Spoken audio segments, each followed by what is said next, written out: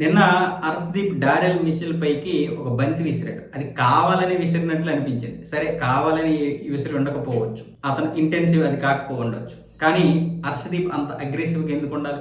దాంతో Daryl Mitchell కూడా పైకి వచ్చాడు, అరుస్తూ వచ్చాడు. ఈలోగా సూర్యకుమార్ యాదవ్ వచ్చి అతన్ని కూల్ చేసి క్షమాపణలు చెప్పాడు. అలాగే ఇటువైపు అంపైర్ ఏమొచ్చేసి హర్షదీప్కి కొంచెం క్లాస్ పీకాడు, మందలించాడు.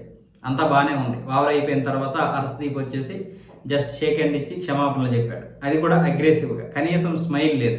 మనకి వాళ్ళు అతిథులు, మీరు అక్కడ తోపులు కావచ్చు, హీరోలు కావచ్చు, కానీ మిమ్మల్ని కొన్ని కోట్ల మంది చూస్తున్నారు.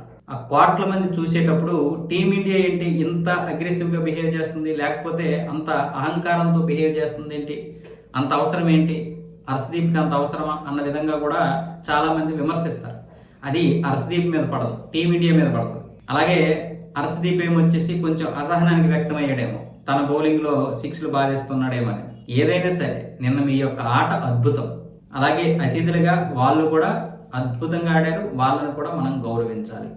ఇది కొన్ని కోట్ల మంది అభిమానుల్ని కొంచెం గాయపరిచినటువంటి సంఘటన. హర్షదీప్ దీని గురించి ఈరోజు ఎంతైనా కవర్ చేసుకోవచ్చు. నేను కావాలని కొట్టలేదు, క్షమాపణలు చెప్పాను, అక్కడ అది అలా మీకు అలా కనిపించిందేమో అన్న విధంగా చెప్పాడు. ఆ మాత్రం మనకు తెలియదా? అదేమైనా మసక్ కనిపించిందా? క్లియర్గా కనిపిస్తుంది కదా. మనోడి యొక్క ఫేస్ కట్ కూడా బాగా కనిపిస్తుంది కదా. ఏదేమైనా సరే హర్షదీప్ అంత అగ్రెసివ్గా ఉండకుండా ఉంటే బాగుండేది.